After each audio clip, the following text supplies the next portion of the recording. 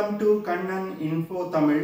நம்ம இன்னைக்கு என்ன டாபிக் பார்க்க போறோம் அப்படின்னா, சீனா தன்னிடமுள்ள கன்வென்ஷனல் மிசைல்களை ஒருங்கிணைத்து ராக்கெட் போர்ஸ் அப்படிங்கிற ஒரு படையணியை உருவாக்கி இருக்காங்க. இந்த படையணி தான் உலகத்துல இருக்கக்கூடிய largest ground base conventional missile force. முதல்ல சீனா இந்த ராக்கெட் போர்ஸ் படையணியை ஒரு செகண்ட் ஆர்டிலரி போர்ஸா தான் டெவலப் செஞ்சாங்க. ஆனா தற்போது சீனாவின் ராக்கெட் போர்ஸ் படையணி PLARF அப்படின்னு அழைக்கப்படுது. அதாவது எப்படி ஆர்மி, நேவி, ஏர்போர்ஸ் அப்படின்னு முப்படை இருக்கோ, நாலாவது படையணியா இந்த ராக்கெட் போர்ஸ் படையணியை சீனா உருவாக்கி இருக்காங்க. 2017 இருந்து 19க்குள்ள சீனா தன்னுடைய ராக்கெட் போர்ஸ் படையணியின் அளவை 33% அதிகரிச்சிருக்காங்க. இதுல இருந்து சீனா தன்னுடைய ராக்கெட் போர்ஸ் படையணிக்கு எவ்வளவு முக்கியத்துவம் கொடுத்து அதை டெவலப் செய்து வந்துகிட்டு இருக்காங்க அப்படிங்கிற விஷயம் தெளிவா தெரியுது. இந்த சூழ்நிலையில சீனாவின் ராக்கெட் போர்ஸ் படையணிக்கு பதிலடி கொடுப்பதற்கு இந்தியாவும் IRF அப்படிங்கிற இந்தியன் ராக்கெட் போர்ஸ் படையணியை தற்போது டெவலப் செய்ய ஆரம்பிச்சிருக்காங்க.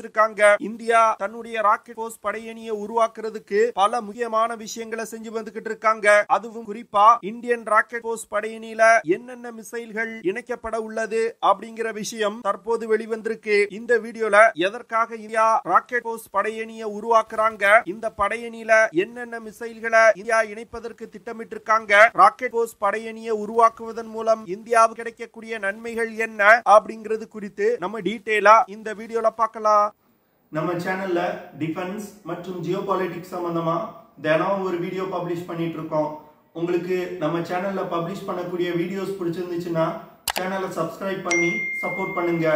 நீங்க பண்ற ஒவ்வொரு சப்ஸ்கிரிப்ஷனும் எனக்கு அடுத்தடுத்த வீடியோஸ் போடுறதுக்கு ஒரு மோட்டிவேஷனா இருக்கும். 2021ல இந்தியாவுடைய முதல் முப்படை தளபதியான பிபின் ராவத் அவர்கள் தான் இந்தியா ஒரு ராக்கெட் போர்ஸ் படையணியை உருவாக்கி வந்துகிட்டு இருக்காங்க அப்படின்னு சொன்னாரு. அது மட்டும் இல்லாம திரு பிபின் ராவத் அவர்கள் இந்தியாவுக்கு சொந்தமான தீவுகளை ராணுவ மயமாக்கணும் அப்படின்னு சொன்னாரு. இதன் மூலமா இந்திய பெருங்கடல் பகுதியை தன்னுடைய கட்டுப்பாட்டுல வச்சிருக்க முடியும் அப்படின்னு அவர் தொடர்ந்து சொல்லி வந்தாரு. இந்த சூழ்நிலையில இந்தியா தன்னுடைய ராக்கெட் போர்ஸ் படையணியை உருவாக்குவதற்கு தற்போதுதான் வேலைகளை ஆரம்பிச்சாலும் குறிப்பிடத்தக்க முன்னேற்றங்களை இந்தியா அடைஞ்சிருக்காங்க.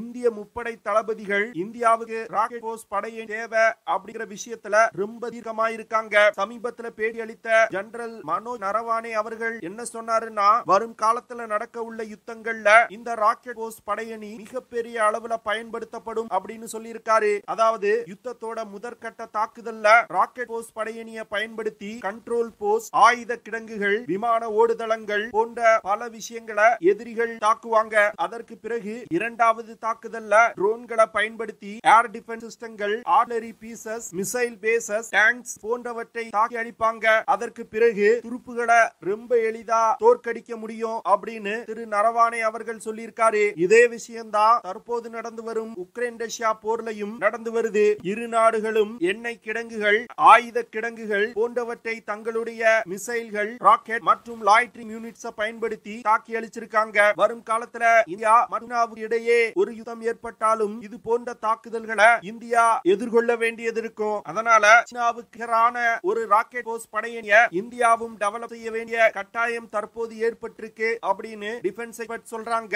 இந்தியா ஒரு ஒருங்கிணைக்கப்பட்ட ராக்கெட் போர்ஸ் படையணியை உருவாக்கிட்டாங்கன்னா இந்திய ராணுவத்தால லைன் ஆஃப் ஆக்சுவல் கண்ட்ரோல் பகுதிக்கு அருகில் டிப்ளாய் செய்யப்பட்டிருக்க சீன துருப்புகள் மீது கடுமையான தாக்குதல்களை நடத்த முடியும். அது மட்டும் இல்லாம டிபெட் மற்றும் லைன் ஆஃப் ஆக்சுவல் கண்ட்ரோல் பகுதி அருகில் உள்ள சைனீஸ் இன்ஃப்ராஸ்ட்ரக்சர்களையும் தாக்கி அழிக்க முடியும். இதற்காக தான் தற்போது இந்திய படையில் பயன்பாட்டில் உள்ள அனைத்து கன்வென்ஷனல் மிசைல்களையும் ஒரு அமைப்பில் கொண்டு வருவதற்கு இந்தியா தற்போது முயற்சி செய்து வந்துகிட்டு இருக்காங்க.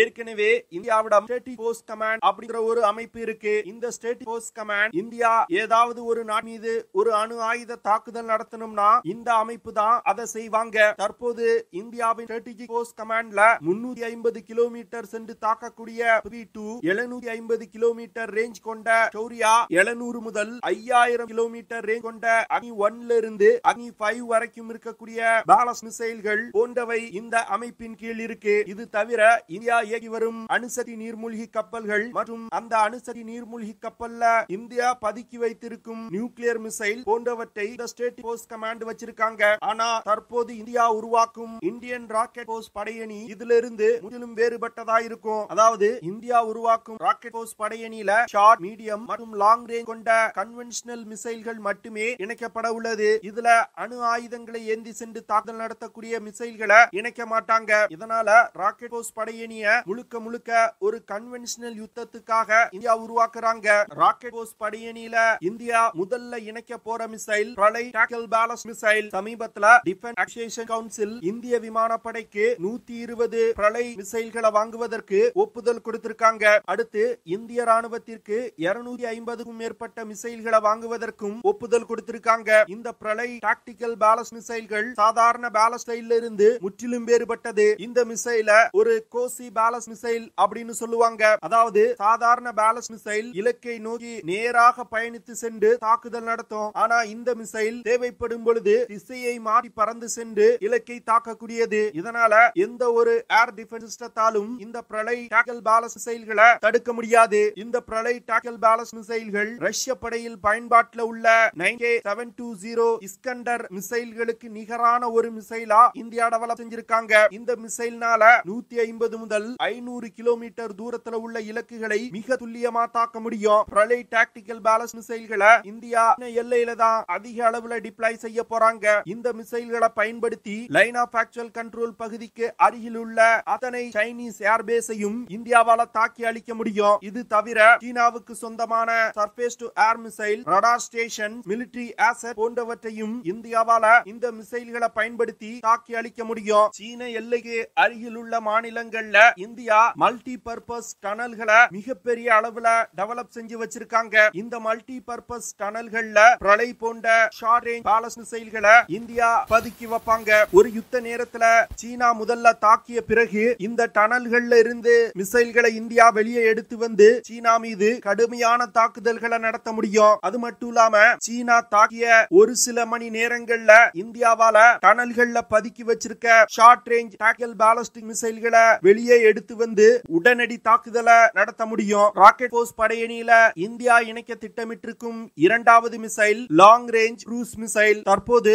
இந்திய படையில நிர்பை சப்சானிக் க்ரூஸ் மிசைல்கள் இணைக்கப்பட்டிருக்கு. இந்த மிசைல் ராக்கெட் போர்ஸ் படையணியில அதிக அளவுல இணைப்பதற்கு இந்தியா திட்டமிட்டிருக்காங்க. இந்த மிசைல்னால 1000 கிலோமீட்டருக்கும் அதிகமான தூரத்துல உள்ள இலக்குகள் மீது மிக துல்லியமான தாக்குதல்களை நடத்த முடியும். இந்த நிர்பை க்ரூஸ் மிசைல்ல பயன்படுத்தப்பட்டிருக்கும் டர்போ ஃபேன் இன்ஜின் ரஷ்ய தயாரிப்பு இன்ஜின். சமீபத்துல DRDO ITCM அப்படிங்கிற ஒரு திட்டத்தின் கீழ் லாங் ரேஞ்ச் கொண்ட க்ரூஸ் மிசைல்களை முழுக்க முழுக்க இந்தியாவிலே தயாரிப்பதற்கு முயற்சி செய்து வந்துகிட்டு இருக்காங்க. சில நாட்களுக்கு முன்பு இந்தியா இண்டிஜினியஸ் டெக்னாலஜி க்ரூஸ் மிசைல வெற்றிகரமா சோதனை செஞ்சிருக்காங்க. இந்த க்ரூஸ் மிசைல்ல உள்நாட்டிலே டெவலப் செய்யப்பட்ட ஸ்மால் டர்போ ஃபேன் இன்ஜின் பயன்படுத்தப்பட்டிருக்கு. இதன் மூலமா லாங் ரேஞ்ச் கொண்ட சப்சானிக் க்ரூஸ் மிசைலுக்கு தேவையான இன்ஜினை வெற்றிகரமா இந்தியா டெவலப் செஞ்சிருக்காங்க. வரும் காலத்துல இந்தியா டெவலப் செய்யும் அத்தனை லாங் ரேஞ்ச் க்ரூஸ் மிசைல்களையும் தற்போது DRDO டெவலப் செஞ்சிருக்க இந்த Manik small turbo fan engine பயன்படுத்தப்படும். லாங் ரேஞ்ச் க்ரூஸ் மிசைல்களை வாங்குவதற்கு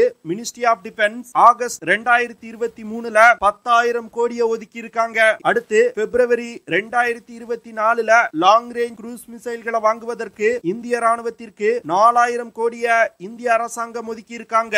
இந்த லாங் ரேஞ்ச் க்ரூஸ் மிசைல்களை பயன்படுத்தி சீன எல்லைக்குள் நீண்ட தூரத்தில் இருக்கக்கூடிய டார்கெட்டுகள் மீது தாக்குதல் நடத்த முடியும். இந்த லாங் ரேஞ்ச் க்ரூஸ் மிசைல்களை பிரம்மோஸ் மிசைல்களுக்கு பயன்படுத்தும் யூனிவர்சல் வெர்டிகல் லான்ச்சர்கள்ல இருந்து இந்திய கடற்படையால் லான்ச் செய்ய முடியும். அது மட்டும் இல்லாம Su-30 MKI போர் விமானத்துல பிரம்மோஸ் A மிசைல்களை லான்ச் செய்யும் லான்ச்சர்கள்ல இந்தியா டெவலப் செய்யும் லாங் ரேஞ்ச் க்ரூஸ் மிசைல்களை எடுத்து சென்று லான்ச் செய்ய முடியும். இதனால இந்த மிசைலுக்கு புதிதாக லான்ச்சர்களை உருவாக்க வேண்டிய தேவை இந்தியாவுக்கு இல்ல. இந்த லாங் ரேஞ்ச் க்ரூஸ் மிசைல்களை நீர்மூழ்கி கப்பல்ல இருந்து லான்ச் செய்வதற்கும் இந்தியா திட்டமிட்டிருக்காங்க. சமீபத்துல ரஷ்ய தயாரிப்பு சிந்துகோஸ் கிளாஸ் சம்மரீன்ல இருந்து சம்மரீன் லான்ச் க்ரூஸ் மிசைல இந்தியா வெற்றிகரமா சோதனை செஞ்சிருக்காங்க. இதனால இந்தியாவின் முப்படைகள்லையும் இந்த லாங் ரேஞ்ச் க்ரூஸ் மிசைல்கள் பயன்பாட்டில் இருந்து வருது. தற்போது இந்தியா புதிதாக உருவாக்கும் ராக்கெட் போர்ஸ் படையணியிலையும் இந்த மிசைல்கள் இணைக்கப்பட உள்ளது. அடுத்து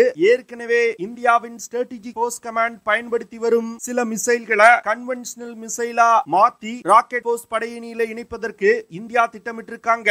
அதுல முக்கியமான மிசைலா இருப்பது அக்னி பிரைம் மிசைல். இந்த மிசைல் அதிநவீன அதிநவீனமான மிசைல் அக்னி 4 மற்றும் அக்னி 5 மிசைல்களுக்காக உருவாக்கப்பட்ட பல தொழில்நுட்பங்கள் இந்த மிசைல்ல இணைக்கப்பட்டிருக்கு. அக்னி பிரைம் மிசைல்னால 1500 கிலோமீட்டர் தூரத்துல உள்ள இலக்குகளை மிக துல்லியமா தாக்க முடியும். சமீபத்துல அக்னி பிரைம் மிசைலோட ரேஞ்சை இன்கிரீஸ் செய்வதற்கு DRDO முயற்சி செய்து வந்துகிட்டு இருக்காங்க. இந்த மிசைல்னால 1000 முதல் 2000 கிலோமீட்டர் தூரத்துல உள்ள இலக்குகளை தாக்க முடியும் அப்படின்னு டிஃபென்ஸ் எக்ஸ்பர்ட் சொல்றாங்க. தற்போது இந்தியாவிடம் உள்ளதிலே ரொம்ப மாடர்ன் சபிஸ்டிகேட்டட் மிசைல்னா இந்த அக்னி பிரைம் மிசைல் தான். அதனால இந்த மிசைல சாதாரண கன்வென்ஷனல் வார்ஹெட்களை பயன்படுத்தும் வகையில மாற்றி அமைத்து இந்தியாவின் ராக்கெட் போர்ஸ் படையணியில இணைக்க போறாங்க. அடுத்து இந்தியாவின் ராக்கெட் போர்ஸ் படையணியில இணைய போகும் மிசைல் 800 கிலோமீட்டர் ரேஞ்ச் கொண்ட பிரம்மோஸ் சூப்பர்சானிக் க்ரூஸ் மிசைல். ஏற்கனவே இந்தியாவுடைய முப்படைகள்ல இந்த பிரம்மோஸ் சூப்பர்சானிக் க்ரூஸ் மிசைல்கள் பயன்படுத்தப்பட்டு வருது.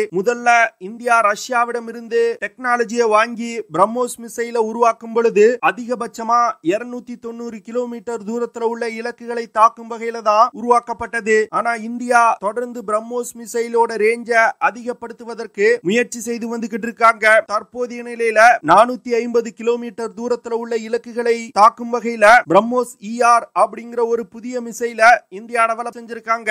ஆனா DRDO பிரம்மோஸ் மிசைலோட ரேஞ்ச 800 கிலோமீட்டரா அதிகரிப்பதற்கு முயற்சிகளை செஞ்சு வந்துகிட்டு இருக்காங்க. ஜனவரி 2024ல இந்திய கடற்படை DRDO உருவாக்கிய 800 கிலோமீட்டர் ரேஞ்ச் கொண்ட பிரம்மோஸ் மிசைல வெற்றிகரமா லான்ச் செய்து சோதனை செஞ்சு பார்த்தாங்க.